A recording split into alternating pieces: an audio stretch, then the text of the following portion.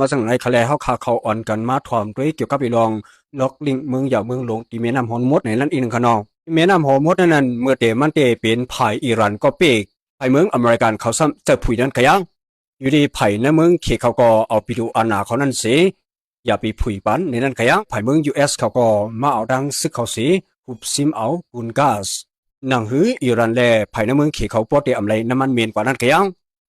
เพราะนั้นเนี่ยกดีแม่น้ำฮอร์มุซนั้นอยู่ที่ภายเมืองอิหร่านเขาสีซ้ำขึ้นปืดบานพอใครเข้าใครออกว่าตั้งนั้นเพราะในจึงตักดีได้บานขวานมันสีจังออกในนั้นแค่ที่นั่นอำกาหมักแมงอะไรห่างไว้ที่แม่น้ำฮอร์มุซฉะนั้นก็อำเพียวบานก้วยเสียมกาหรือสีนั้นหายกว่าเย้าขึ้นหาขึ้นอำหานเย้าในสีห่างลอกมันเถียงไล่หนึ่งนั้นแค่ย้อนเบอร์คู่หนังนั้นสีภายเมืองUSเขาก็อย่าไปเอาภายอิหร่านเขามาเก็บขวานกดีแม่น้ำฮอร์มุซในนั้นแค่ที่ภายเมืองUSเขาก็อรังคือมันจะนั่นแหละสังคือวินมันเนี่ยสังยาวก็จิมตับนำตับลมจะนั่นแหละสังเขากว่าในเมียน้ำอันนั้นเสียผิวเปียดมากอันภายเมืองอิหร่านเขาห่างเฮียนไว้ก็ดีในเมียน้ำฮอร์มุซอันเขียวเมื่อพ้องย้ำหนังนั้นอยู่ที่ภายเมืองอิหร่านเขาก็คู่อยู่ภายเมือง USเขาในอรังอีแห่งซึ่งเขาตั้งนำตั้งหลายเสียเขามาที่นั้นวันในสิดาก็ก้วยกาเขาก็อำหัดยื้อหมักแมงอันเขาห่างไว้อยู่ในเมียน้ำจะนั่นก็อยู่ที่ภายเมืองอเมริกาเขาในมีที่หลายๆอันว่านั้นเขาเอาตั้งไปปีญาการซึกเขาเท่านั้นเสียผิวซิมกว่าตั้งหมดวันไรเขาออกเพราะว่าเขาผิวซิมเย้าหนังนั้นก็อยู่ที่ภายเมือง US เขาในเขาปิกเปียดแม่น้ำอันนั้นก็ยังอยู่ที่ภายเมืองอิหร่านเขาก็สามารถเขาหลุดลัดผ่านที่นั้นเพราะว่าในจึงปันขอนมันอยู่ว่าในสิดาก็อยู่ที่ภายเมือง US เขาในติมเตอำปุดปันกวนวันไรเขาที่แม่น้ำอันนั้นเป็นก้นตั้งน้ำตั้งไหลเปิงไว้แรงที่ภายเมือง US เขาก็ใครนี่ว่าที่นั้นมันอำเตอภายเมืองอิหร่านเขาเปิงไว้ในนั้นขยะลิซินันอำกาลอกไล่หลงภายในเมืองขี่เขาอันอยู่ภายหลังอิหร่านสีกำจึกมันไว้อยู่นั้นนางหือภายในเมืองขี่เขาตีหูถึงกว่านั้นก็อยู่ที่ภายเมือง US เขาในเลนโตภายในเมืองขี่ที่ในเทียงล็อกนั้นขยะย้อนเบอร์สังเลซัมฮัดลัดไลว่าภายเมืองขี่เขาอยู่ภายหลังเมืองอิหร่านลาเพราะว่าในจึงอิหร่านเขาก็มีเมืองขี่อยู่ภายหลังกำแหงแหลกเขาก็จังฮัดนั้นขยะเมื่ออันตั้งเตก็อยู่ที่อิหร่านเขาก็ปิดนั่นขยะด้วยการอยู่ที่ภายเมืองอเมริกันเขาในซ้ำเติบผุยขึ้นนั่นขยังที่ในภายคำที่อำไลเตปิกไว้สีสังวาลุไลปานออกมาในก็ติไลปานกามันสีจังไลออกในนั่นขยังในบางกุนหลงกุเมืองนั่นก็คงว่าภายเมือง US เขาในทุกย้อนเฮปึดปันว่าในสิตาก็ขี่เขาซ้ำอรังปีดูอนาเขาฉะนั้นสีว่าที่อำไลปึดในนั่นขยังกากำในซ้ำภายเมือง US หรือภายเมืองอเมริกันเขาในมาปิกแปดที่ในนั่นขยังย้อนปืออเมริกันเขาปิกแปดที่ในแล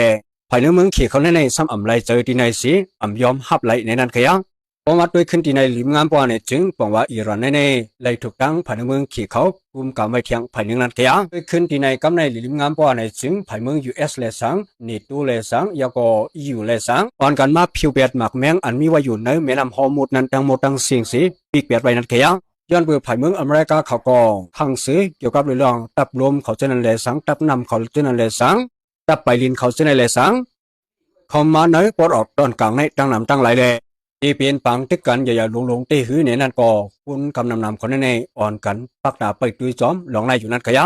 ย้อนไปว่าที่นั่นเกี่ยกังอิหร่านแลสังตั้งภายเมืองอเมริกาเขานั้นคุณว่าเขาเลยฮุบทุบอุบกันอยู่ว่าในสิตาก็อำเป็นปังมาอำไรขอตกลงอีสังกันมาสิเอาปังกลุ่มเขานั้นเย้าตัวกว่าให้นั่นกุยนั่นขยะผมว่าภายเมืองอิหร่านเขาในไล่ปืนเผาไว้ว่าสังว่าเป็นคือภายเมืองอเมริกันเขาลัดผ่านที่ในป้าในจึงคือจึงหือก็กระยาวเขาดีตึกยี่กว่านี้เขาก็เลยหลอกเงินไว้หนังในเขาอองด้วยการเผื่อถึงกำในมาอยู่ที่ภายเมือง US เขาเลยสังยาก็ภายเนตูเขาเลยสังยาก็ภาย EU เขาจะในเลยสังหุมกันสีเข้ามาที่ในเตะภายเมืองอิหร่านเขาในดินอำฮัดยื้อสีอิดยาววันในเขาอองที่เขาอำฮัดยื้อยาวอันเขาเฮ็ดอยู่ในวันมุนในซ้ำเปลี่ยนห่างเฮียนไว้ดับคำตึกเขาไว้วันไงเขาออกอันเขาไว้ลำลองเลยสีเปื้อนสีเย้าก็เกียดขี้เอาหุ่มลงมาอยู่เจนั้นแต่ก็ได้เป็นพงเฮ็ดหมักนิวเคลียร์เขาเจออันมีว่าอยู่เตอลินเจนั้นไว้วันไงเขาออกอยู่ที่แผนการลงก็ดีแม่น้ำฮอร์มุซเจนั้นเสอยู่ที่ภายเมืองอเมริกาเขาในสัปดาห์10 เฮ็ดกว่าจังเหอยู่ที่ภายเมืองอิหร่านเขาแลสังตั้งภายในเมืองเขตเขาเจนั้นก็สัปดาห์เฮ็ดถือ13คัดจูภายเมือง US เขากว่าในนั้นก็เฮาขาอ่อนกันมาเปิดด้วยจอมกันคึดๆตามๆขนอในเขาดังนั้นในสังว่าเปิ้นปีกเปียดกะดีแม่น้ำฮอร์มุซนั้นยาวป้อในจึงสองที่ป้าเฮาจะในสิหยับกินเข็นใจเกี่ยวกับเรื่องน้ำมันลดน้ำมันกาจะในขาหื้อในนั้นก็เฮาขาเปิดมาด้วยจอมกันคึดๆตามๆขนอสมหนังหัวเขาอันไม่ไหวว่า ล็อกซึ่งไผ่มืออย่าเมืองหลวงเขาก็ดีแม่นำฮอร์โมดในนั้นติดเสียกว่าที่แนวขาดินสุดย้อนสู้ให้ผู้เปิดปันเอียนปันแห้งเขาต้องมาทั้งเสียงให้อยู่ในกินหวานเหตุการณ์ขึ้นอย่างมาสงการกูโกนสิกำขาคอข่าวปางตึกดังตาวันออกกลางเป็กซ้ำว่าอเมริกันเลยดังอิหร่านนั่นปืนเผากึดตึกกันตา14วันในซิตากวยกาเกี่ยวข้องเลยลองตั้งเลบานอนเลยตั้งอิสราเอลได้ก็อำไปย่อมตาเตกึดตึกกันเลบานอนได้ก็เตรียมใจลงปองซึ่งเลบานอนค่ะเนาะมันจะเป็นจุมฮิตบุลออันอยู่ว่าที่ในเมืองเลบานอนก็แน่ปางตึกอันไหนเลยว่าเปลี่ยนปางตึกอันใหญ่เคียงไว้ทีเดียวว่าย้อนเปือตับซึก IDF อิสราเอลเขาไล่เอาแห่งซึกตั้งน้ำตั้งหลายเข้ามืดตึกในเมืองเลบานอนอันเป็นพื้นที่หามาดอันเป็นพื้นที่ฮิตบุลอกุมกำกันเนาะก็แน่เพราะว่ากึดตึกกันมันจะหนังเขากึดตึกกันแน่ที่เป็นมือซึ้นค่ะเนาะพอมือว่ามาก็อิสราเอลใจแห่งซึกตั้งนำใจเครื่องบินตึกเตรียมทวนยาวก็มืออยู่ใส่เมืองหลวงของเลบานอนในบางพื้นที่ก็จะเป็นพื้นที่อันจุ่มฮิตบุลอเขากุมกำกันเนาะก็แน่อันตึกกันในอันกึดตึกกันนั้นอิสราเอลก็หันลิกัมแถมจ้อมอยู่ลองอันว่าอิหร่านและอเมริกันนั้นได้กึดตึกกันกวยกาอิหร่านได้ไล่ปิดช่องแคบฮอร์มุดนะครับเนาะที่ฮอร์มุดนั่นก็อิหร่านซ้ำปิดวันเหลียวไว้ค่ะเนาะปิดวันแล้วก็กำในอิหร่านซ้ำว่าย้อนอิสราเอลในย่อมกึดบางตึกต่อจุ่มอวยหลีเหมือนจะหนังฮิตบุลอแล้วอิหร่านได้เข้าซิมกุมกำฮอร์มุดขึ้นในค่ะเนาะบางหลายฮอร์มุดในค่ะนะก็ในอิสราเอลซ้ำว่าอิสราเอลและอเมริกันค่ะเนาะออกมาปืนเผาว่าอันไรตกลงกึดตึกกันนั่นอำไรลาดป่าลองอันเป็นจุ่มฮิตบุลอย้อนนั่นแหละอิสราเอลมีสุนตึกต่อจุ่มฮิตบุลอเต็มตีนะครับเนาะก็ในเตียนอิสราเอลเขาตึกฮิตบุลอนั่นก็ย้อนเปอฮิตบุลอในมาตึกใส่อิสราเอลต่างแล้วก็ฮิตบุลอในเป็นจุ่มอันปันแห่งอิหร่านก็ในอิหร่านก็กะไลออกมาลาดว่าพอกึดตึกก็ได้ไล่กึดตึกว่าฮิตบุลอพร้อมกึดตึกว่าฮิตบุลอก็อิหร่านได้ขึ้นสืบเข้าปังตึกกว่าแท้งก็ในโดนัลด์ทรัมป์ประธานาธิบดีโดนัลด์ทรัมป์ก็ลาดว่าลองฮิตบุลอเลยตั้งอิสราเอลนั่นอเมริกันที่อยู่กึ่งกลางมันสิได้เจ็ดทราบเฮ็ดสร้างปันตาให้กึดปังตึกกันก็ในอิสราเอลซะว่าตาที่ให้มันเปลี่ยนลองกึดปังตึกกันนั่นจุ่มฮิตบุลอเขาที่ได้วางกองกลางตั้งเหลียวไว้ก็ในอันเป็นสมิเนทันยาฮูผู้นำอิสราเอลก็ยินมือถึงลงปองซึ่งเลบานอนให้อุปตั้งลงปองซึ่งเลบานอนกำซื่อเสแลให้ฮิตบุลอวางกองกลางคั่นเนาะพอมาด้วยฮิตบุลอก็ตัดตื้อตั้งตัดได้วางกองกลางนั่นก็เตอำเปลี่ยนมาหลายย้อนนั้นเลยต้องว่าอิสราเอลก็ปึดปางตึกต่อจุ่มฮิตบุลอข้าวแห้งคั่นเนาะในครั้ง1วันก็ตายกว่า3ปากปลายครับโหนับพวนอันที่ไล่ถูกอิสราเอลเขายื้อตายคั่นเนาะอันนั้นจะเป็นที่ในเมืองเลบานอนคั่นเนาะก็ในที่มีอยู่หลายๆเมืองในออกมาห้ามอิสราเอลไว้คั่นเนาะแต่ว่าอิสราเอลก็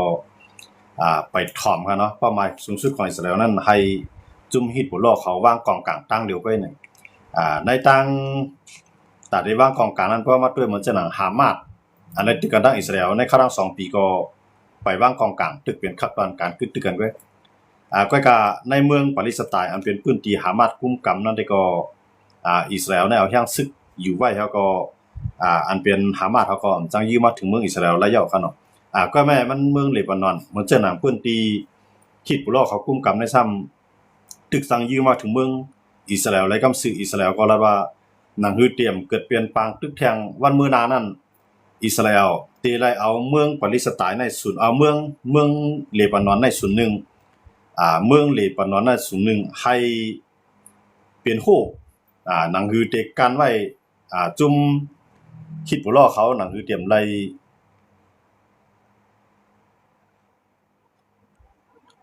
หนังฮือเตรียมไล่เกิดเปลี่ยนปางตึกขึ้นวันดังหน้านะครับเนาะอันนั้นก็เปลี่ยนเงาลายตีตั้งตะวันออกกลางตึกสืบเปลี่ยนปางตึกกันฮาวแฮงย้อนเบอร์อิสราเอลและมื้อนั้นอันเป็นฮาวแฮงนี่ก็ที่เป็น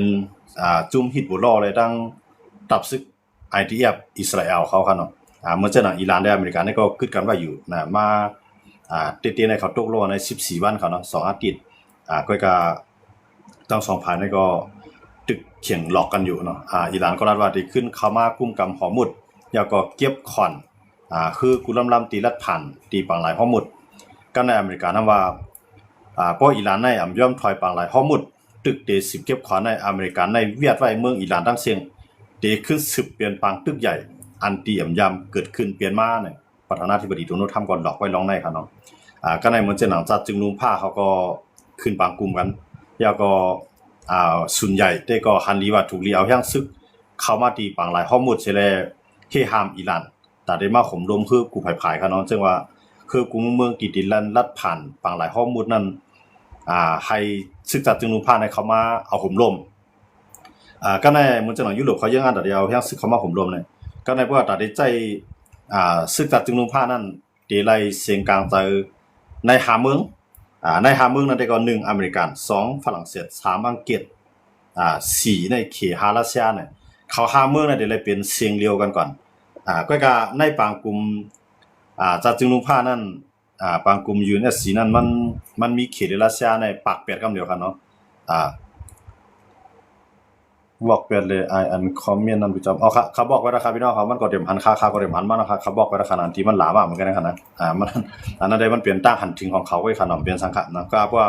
กูนะคันแน่เพราะว่ามันใครปุดหูปุดตาเนี่ยมันก็เลือก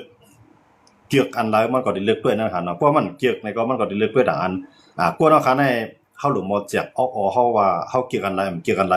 เพราะว่ามันเกี่ยวกับเขาด้วยเขากับร้านเนี่ยเป็นสภาวะของกูนะค่ะเพราะเกี่ยวเข้ากับร้านนั้นมันบอกว่าหมอใจออกอันหมอแจกเพว่าอันไรเรียนนั่นดีนะครับเนาะพี่น้องขอรับไว้เขาบอกกันเขาก็บอกกันนะเขาบอกกันนะครับนะต่อให้เขามาแสดงเขามาปันดาหันถึงในเพราะมันก่อนในตั้งตีลีเป็นพ่อนิตาดูเขาย่อก็เป็นพ่อนิตาดูเฮาย่อก็เป็นพ่อนิตาคนตั้งนำเลยค่าก็เต็มบอกกันนะก็กะเพราะมันเป็นอารมณ์มันเขาใครเปลี่ยนในตั้งใครตั้งใจลำต่อซากส่วนตัวเขาสิได้มาว่าได้ก็อันที่ได้ก็ค่าก็ที่ก็เตรียมป้อเก็บไว้ค่าก็กำลังก็ค่าที่บอกแบบนั้นเตือนอันพี่น้องเขารัดมานั่นขนาดเนาะนั่นก็ยินจวงว่าที่พี่น้องเขาว่าให้เขาบอกกันแต่มื้อแค่ขนาดก็คำตอบสั่งก็การจริงมาก็ยาวขนาดอันลองที่ได้เป็นสภาวะธรรมดาของคนเนาะค่ะขนาดอันเกี่ยวก็ที่มีเกี่ยวก็ได้ป้าเนี่ยอันนั้นได้เฮาเป็นกวนอันกวนดังนำปันแห้งเด็ดด้วยมาเฮาคากวนก็เรียติดต้องกุนก็ก่อนเป็นไรให้ใครเฮาคาก็เรียกเสียให้เพิ่นเกี่ยวกับกูก็เตรียมเปลี่ยนมาอะไรนั่นกันเนาะอันนี้ก็ปอกใจบันอยู่คั่นวาสนากวนเนาะคั่นมันเหมือนกันมันก็เนี่ยมันมีวาสนาใจเขาความจันเตรียมให้หาหลาเพิ่นนั่นกันเนาะเฮาคาต้องใครให้คนเมืองใต้เฮาเจอกันเกี่ยวกับเฮาว่าเนาะอันเมืองใต้ก็ลีอยู่เมืองไทยก็ลีอยู่ที่ใดก็ลีเพราะอันเกี่ยวเนาะก็มาปันแห้งกันก็เปลี่ยนแห้งใจอันนึงนั่นกันเนาะก็ในลองปังตึกอิหร่านและอเมริกานั่นในมันกึดตึกว่าในมันเป็นปังตึกกึดตึกโจขาวก็ในภายอิหร่านก็รับว่าอเมริกาในมันเป็นข้าย่ำของแห่งอเมริกันเซเลเตียแห่งซึกเข้ามาไว้เนี่ยโดนัลด์ทรัมป์ก็สำรับว่าพวกอิหร่านเฮ็ดจอมข้อต่างยินยอมที่อเมริกันเขาตกย้อนไว้นั่นอเมริกันก็ได้เอาแห่งซึกในเข้ามาตึกเปลี่ยนปังตึกใหญ่ทั้งกำนึงมื้อแล้วในแห่งซึกอเมริกันในตั้งตะวันออกกลางได้มีอยู่บ่ค่าหมื่นก็ล้อมครอบไว้เมืองอิหร่านแล้วนะครับเนาะอันในประธานาธิบดีโดนัลด์ทรัมป์ออกมาปืนเผากันเนาะโดนัลด์ทรัมป์เนี่ยมันหลอกก็ว่าหยอกก็ป้าบางปอกบางเต้ครับเนาะมีพลามใจมันไรครับเนาะอันนี้ก็ติเป็นขึ้นมาเนี่ยลองอิหร่านได้ทั้งอเมริกันทั้งอิสราเอลนั่นได้ก็เข้าได้กว่าอุบกันที่เมืองปากีสถานมื้อพุกวันที่11ครับเนาะวันที่11แล้วได้ฮู้ว่าตกลงสั่งกันไล่เพิ่มตกลงสั่งกันไล่ก็ได้ขึ้น10เป็นปักตึกใหญ่พอตกลงกันไล่ก็ได้ดีกว่ากำไรร้อยครับเนาะหมดเลยแน่มันเป็นแผนซ้อนแผนเกมต่อเกมเนี่ยแหละมันเรียนต่อกันอยู่มันจังหนังอเมริกันก็ยื้อยึดในตอนดัดสร้างหลานเนี่ยใครให้อิหร่านได้ย่อมต่ออเมริกันเนาะเพราะอิหร่านย่อมต่ออเมริกันก็ปองว่าอเมริกันก็ได้เลยมามีส่วนตาได้เข้ามาจ่อยปกป้องในเมืองอิหร่านขึ้นกำในจ่อยปกป้องแห่งก้าเนี่ยมันได้มาร่วมกันค้าขายน้ำมันอเมริกันก็ได้มาขุดอิหร่านก็ได้กินจ้อมนั่นขนาดเนาะที่นั่นได้เพราะว่าสังว่ามันตกลงกันไรเป้าหมายสูงสุดแห่งเลยอเมริกันในมันมังให้เลี้ยวเพี้ยวไรฮะอิหร่านในเนี่ยเตมันในมังไปตั้งเมืองแห่งมีขึ้นเสก็อเมริกันเฮ็ดต่ออิหร่านได้อยู่สังว่ามันเฮ็ดขนาดก็แม่ย้อนมือสังเลยอเมริกันเฮ็ดอะไรนะเตในอเมริกันมีนิวเคลียร์ครับผมนะมันมีนิวเคลียร์ในสังว่ามันก็เฮ็ด เพราะว่าอเมริกันเฮ็ดต่ออิหร่านไล่ก็ได้เหมือนจังนั้นรัสเซียก็ตีเฮ็ดต่อยูเครนไล่มันได้เป็นจังนั้นแหละจังว่าอเมริกันก็ไปยอมใจก็ก็ว่าพวกอิหร่านในโหแข็งแฮงหนาล่าสิเลยอำยอมสิเลยตึกตีโหแข็งอันได้ยึดปังหลายข้อมูลนั่นได้ก็โดนัลด์ทรัมป์ในมันได้ปล่อยให้ยุโรปเขาในเข้ามามื้อเลยในยุโรปเขาในเขาตึกเอาลากไล่ลีเข้าไว้ยุโรปมันจังนั้นฝรั่งเศสเขาในหลายๆเมืองเขาเนาะตึกเอาลากไล่ลีเคียววันให้อิหร่านยอมปืดปังหลายข้อมูลก็ก็อิหร่านซะว่าสร้างว่าปืดได้ปืดไล่อยู่ก้อยก็คือลำไหลติเลียนมานั่น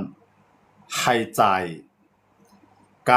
กาต่างน้ำมันนั่นน่ะว่าคือต่างน้ำมันอันที่รัดผ่านปังหลายข้อมูลนั่น1ลิตรน่ะให้จ่ายว่า$1เนาะก็ในคือ1ลำนั่นมันติดต่างหลายๆหมื่นลิตรค่ะเนาะมันติดต่างหลายๆหมื่นลิตรหลายหมื่นเตาคือมันจะเป็น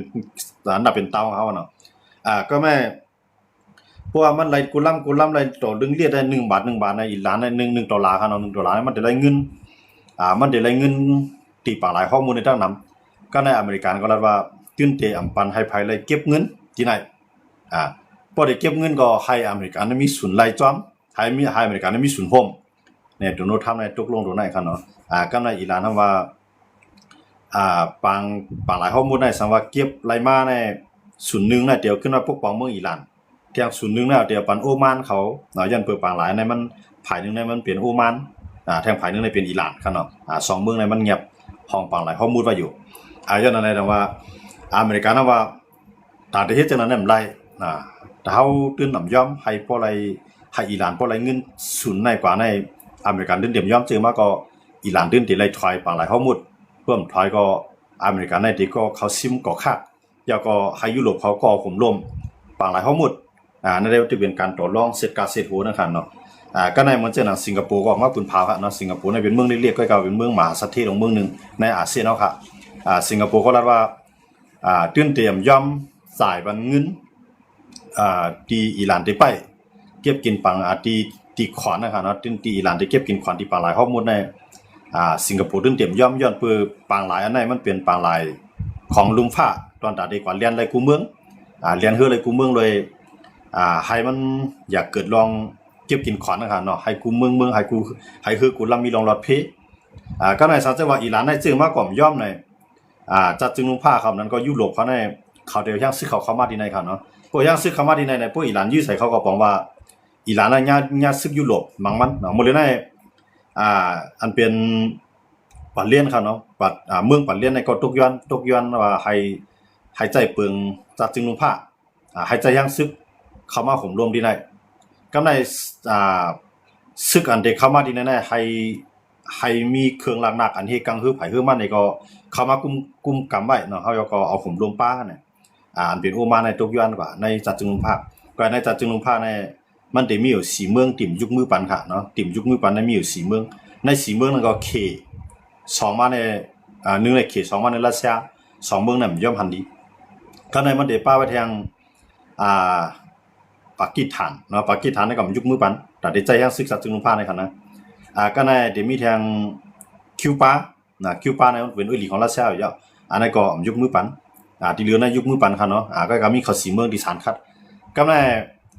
อันแห่งแลปากีสถานในมันสารคัดในที่ในปากีสถานในมันหมู่เหลือในข้ายาหมู่เหลือนั้นมันเป็นตัวกลางนั่นค่ะเนาะ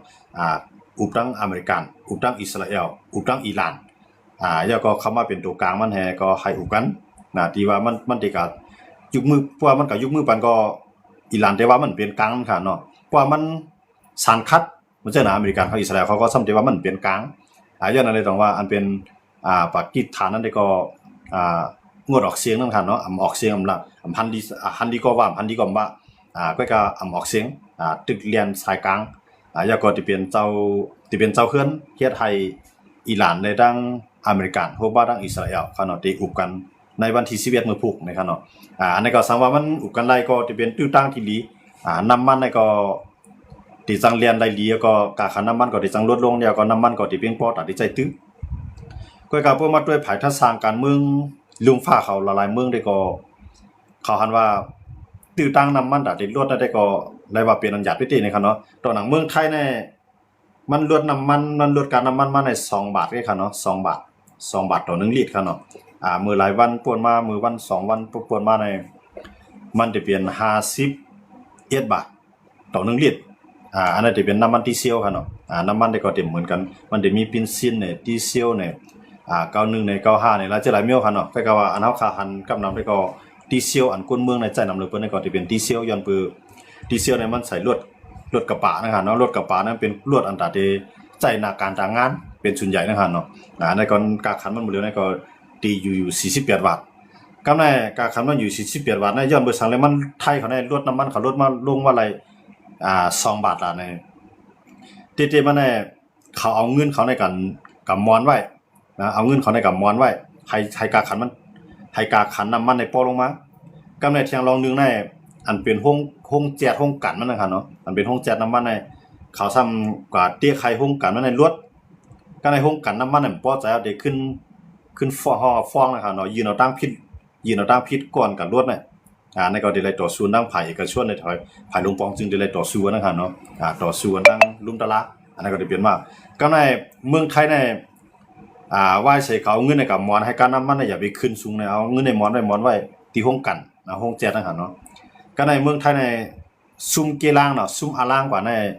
60,000 ล้านเจ้าค่ะเนาะใน60,000 ล้านในมันเป็นอันซุ่มกันในครับเนาะอันเป็นเงินหลวงปองซึ่งซุ่มกันย้อนไปจังได๋ว่าน้ำมันในตากาคันได้รวดได้ก็ได้เป็นหยาบนะครับเนาะมันได้สูงถึง50 60เพราะว่าปางตึกเกิดขึ้นก็ได้เป็นกว่า70เนาะ70 บาทต่อลิตรเปิ้นทั้งเมืองไทยเขาเนาะเปิ้นทั้งเมืองไทยเปิ้นทั้งในเมืองเฮาขายได้ก็คือก็ได้กล้าเลยทั้งเมืองในนั่นขนาดเนาะสังว่าแต่ย้อนเปิ้นน้ำมันทั้งปุ่นมันก็ซื้อทั้งเมืองไทยในมือกันนั่นน่ะเนาะซื้อหลายตั้งก็อันใจเนี่ยซื้อทั้งเมืองเขตทั้งหลายตั้งก็เปิ้นก็ว่าน้ำมันในกูเมืองมันใจนำเขาเนาะมันใจนำเมืองไทยเขาย่อมขายมันอย่างไรเมืองไทยขายมันดังๆในน้ำมันเขาเนี่ยบ่จำเต็มน้ำมันเมืองไทยเนี่ยจะใจละอยู่ปากปลาย6 วันเนาะปากปลาย6 วันมันนะครับเนาะปากปลาย6 วันก็ได้เลยติละหมอก3 เดือนปลายอันน้ำมันได้ใจครับเนาะสังเกตว่าปางตึกในเกิดขึ้นนะเพราะว่าปางตึกนั้นเกิดขึ้นก็น้ำมันได้เลียนมาแทงอยู่นำคั่นเนาะเพื่อกับว่ามาด้วยในปปากีสถานเขาเฮ็ดอะไรดีก็อิหร่านก็ยอมลงแล้วก็ยอมถอยปางหลายข้อมูลก็ในเพราะอิหร่านยอมถอยปางหลายข้อมูลนั้นที่ตั้งแต่อเมริกันเดียวยังซึกเขาในเมืองอิหร่านก็ได้ลงก็ในเพราะว่าอเมริกันนั้นถอยที่ปางหลายข้อมูลในอเมริกันได้มายึดกรีกอกคักนั่นจะเป็นปืนตีส่งออกน้ำมันของอิหร่านในโหปากใน80 ปุ่นครับเนาะปองว่า80 ปุ่นในออกตีกอกคักนะอันใดเอาโตน้ำมันอันกันยาวแจ๊ดแล้วครับเนาะเอามาเก็บไว้ตีกอกคักนะกุนคักครับเนาะก็ในอเมริกันว่าได้ซิมที่ไหนพวกอเมริกันซิมที่ไหนเอาในเพราะว่าตั้งปุ่นไปขึ้นปืนในซึกยุโรปในได้เข้ามาที่ปางหลายข้อมูลแท้ครับเนาะนั่นได้ว่าหมดในยุโรปในเขาทบตั้งหยาบบ่ครับทบตั้งหยาบลองน้ำมันอย่างเดียวในแต่ได้ส่งออกยุโรปในเพราะว่ามันผ่านกอกคักในมันก็จังส่งออกนั่นคั่นเนาะกำในอันตุ้มตื้อในที่มีเหมือนเจ้าหนังเอเชียเฮาค่ะเนาะเหมือนเจ้าหนังเอเชียในเกาหลีใต้ในเกียวปานในออสเตรเลียในปาดังเขเนาะเขาจะในที่มีลงตุ้มตื้อเจ้าเบิดเขในก็มันซื้อน้ำมันเมืองกันว่าใจเป็นส่วนใหญ่เนาะเหมือนเจ้ารัสเซียได้มีน้ำมันทางกล้วยมันก็เต็มมีลงไว้ใจคั่นเนาะเขไ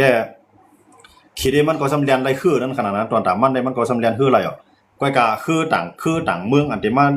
เรียนรัฐผ่านที่นั่นสิมาขายมันเขได้ก็เต็มกว่าไรนั่นขนาดเนาะย้อนอะไรต่างว่าที่นั่นป่าหลายข้อมูลเนี่ยจะเป็นกากซ้ออันลำลองตอนตาปางตึกเด็กเกิดขึ้นคั่นเนาะอันนั้นได้เพราะว่าเขาอุบกันหลายลีเหมือนเจ้าหนังมือพุกเนี่ยที่เมืองปากีสถานเนี่ยเพราะว่าเขากันหลายลี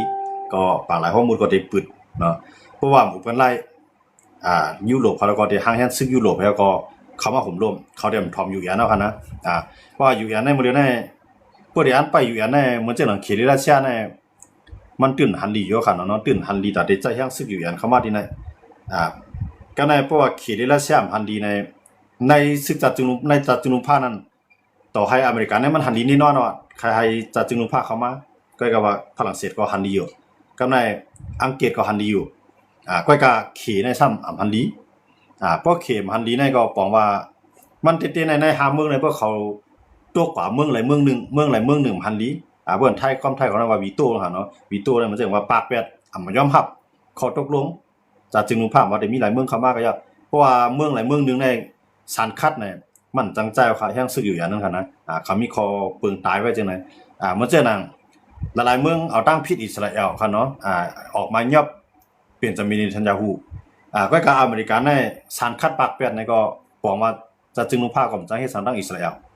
มันเปลี่ยนเป็นจังไหนอุ้ยลีไผ่อุ้ยลีมันเนี่ยมันเดปากไว้จังไหนแต่ว่าก็ในมันลำลองในลำลองที่ยุโรปยุโรปในย้อนเบอร์ประธานาธิบดีมาโคงในมันว่ามื้อเหลียวใน